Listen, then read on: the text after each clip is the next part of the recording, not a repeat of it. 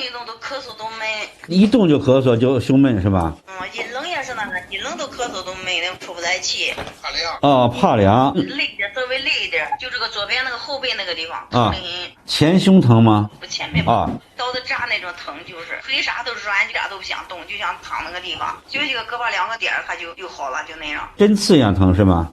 对对对，头上都涂成那种大粘炭，是白的黄的？白色的带沫呢。好的，晚上睡觉有没有憋醒过呀？晚上这站被窝一暖和了，也不咳嗽了，也不那个了，没有。大便怎么样啊？就是特别的干结，食欲还行是吧？以前就是吃的少，不能吃的硬一点的，稍微硬一点就不好消化是吗？他就不饿了，一天都不饿。哦，天天都不怎么吃，啊不能吃，吃一点都烧心，特别烧的。没有吐酸水了？那天天都开始吐酸水，胃都烧心难受。哦，平常手脚凉吗？